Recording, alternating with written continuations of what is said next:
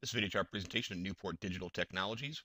Newport trades on the Bulletin Board Exchange on ticker NPDT. Scale this into a 6-month chart. NPDT has been on a long downtrend. You can see it's formed several bases and slipped through them. Once again, it looks like it's trying to make a base.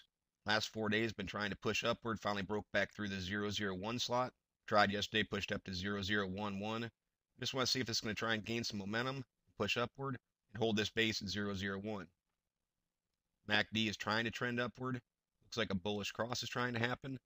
But what I'll be looking for is for this to break through this little wedge it's got going. I want to see it start to push higher and make some higher highs, develop a stronger upward channel. It's one of those cases where the PPO and the MACD are not true mirrors of each other. I'll be looking for that bullish cross, that line to get broken, and for the PPO to start trying to trend upward. As the ADX approaches 10, that's something that I always look for a stronger move. That's a very, very weak trend at this point. This indicator tends to bounce off this 10 range and start to trend upward. Doesn't tell you which way at all. The trend could start being stronger downward or the trend could start to be stronger upward. But I look for a little bit stronger trend shift as the ADX approaches 10. Some pretty big separation from the 7 away from the 14 and 21 MFIs. So as always, what I'll look for there is the 7 to start to pull back towards the 14 and 21. Accumulation distribution, trying to hold a base. I want to see that base hold. Taking money flow, trying to trend upward. CCI is making a little bit higher lows, moving through the negative 100 point. That's a positive thing to see. Full stow trying to come up out of oversold, holding right around 20. Still not much momentum in the play, pretty weak. But you look for the upward trend. And as always, note, if this moves upward, you want to see it break through 50. It's a tough spot. It's just a difference between moving from bear chart to bull chart territory for that indicator. Tricks, certainly not getting much from that at this point. Still a little bit of a downward trend going on. I just have my eyes peeled for any sort of shifts and a trend to start tapping back towards 0. RSIs, see the 7's actually buried right there on 30, running right alongside it. Key point for any chart is to get this 14 and 21 RSIs back over top of 50. And they move a little bit slower, so that's not something I look for tomorrow to happen. But again, the key to finding a bottom play is defining a support level, watching for that support level to hold, and watch for the indicators to try and put together some sort of upward trend.